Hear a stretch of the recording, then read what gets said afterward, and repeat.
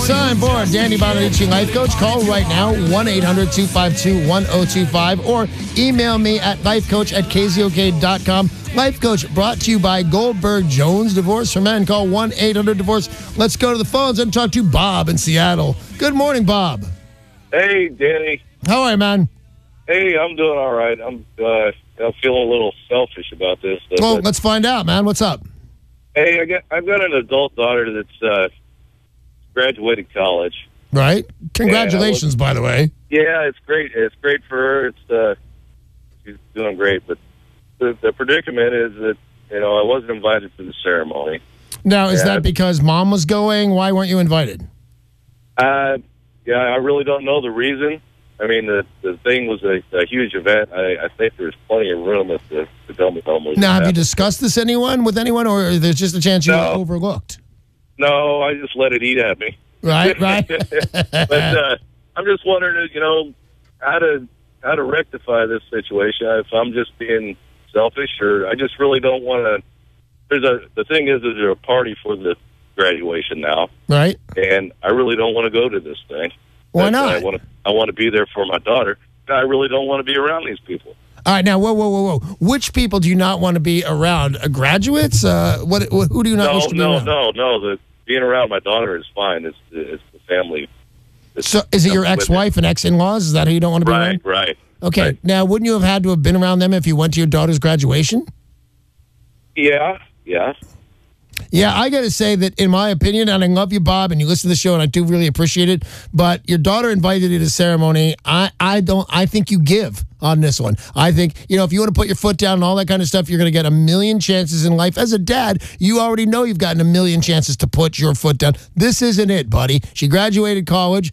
Whatever reason, and I don't know the circumstances that you didn't get invited to the graduation ceremony, you did get invited to the party. I suggest you go. And I want to say, swallow your pride, but I don't even know what pride needs to be swallowed. It sounds like you got an invitation to the party from your daughter who loves you. You should go, man. And that's literally, if there's something I'm not seeing, forget it. Swallow it. Whatever it is, go to your daughter's graduation party. She loves you.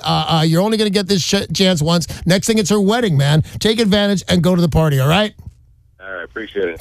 My pleasure, Bob, because that's good advice, Danny. Some of these you feel like, this is an insurmountable problem between a father and a daughter and ex-husbands and ex-wives. This because you could all just go. Just go, and that problem is solved. And I hope Bob does it, because Bob sounds like a great, normal guy, and in his capacity as a dad's going to go to this party.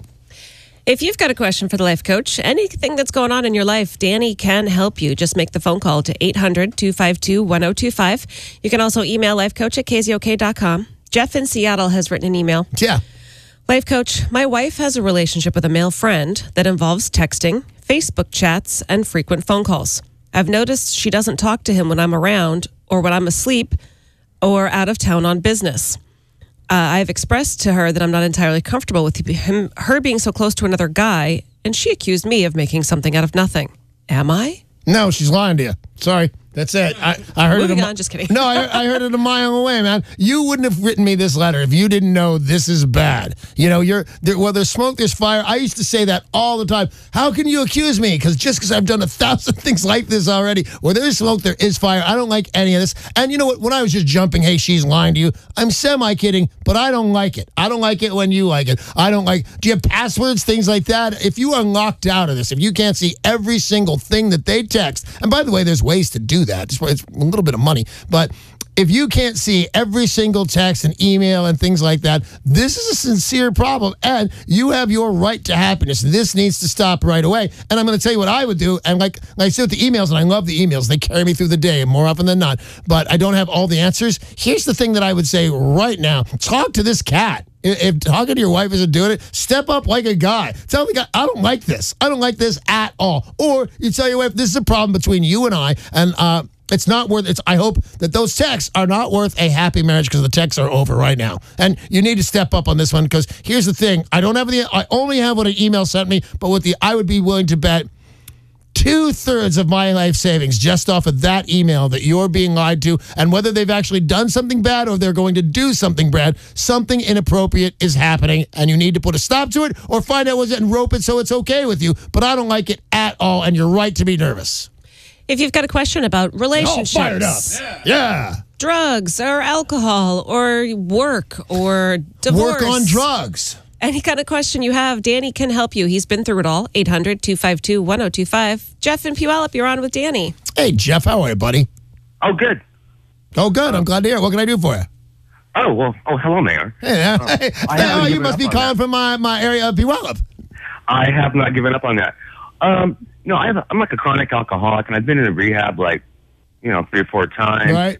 And I've been diagnosed as a chronic alcoholic, and I was just wondering, would it be good to take an Bonaduce pill? I mean, I haven't talked to my doctor about it, but Well, here's the thing. You need to talk to your doctor. For people that are wondering what Jeff's talking about, I take a pill called Bonaduce, and it's just willpower in a bottle for me.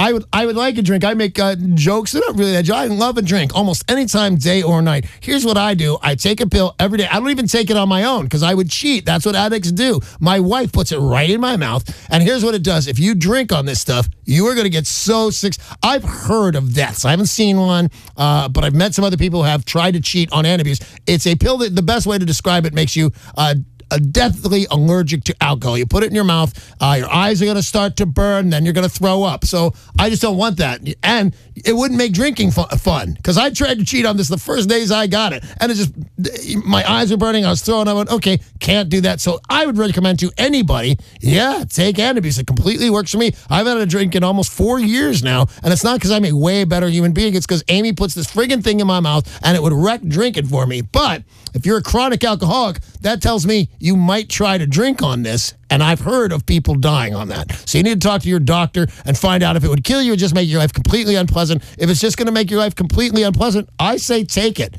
And you know what? The problem is you're an addict, you'll stop taking it. If you could do what I did and cheat the system and have somebody else be responsible for that, that's my wife. I couldn't recommend Bonaduce more highly. But I would talk to your doctor before you do it because I'd like to see what happens if you cheat because my money is on you cheating, buddy. So good luck. I hope that works out for you, Jeff. Thanks. Any kind of problem? 800-252-1025. The solution is waiting for you at the end of that phone call. If you've got a question that you are embarrassed about, you can email lifecoach@KZOK.com. Remember, you can always just change your name.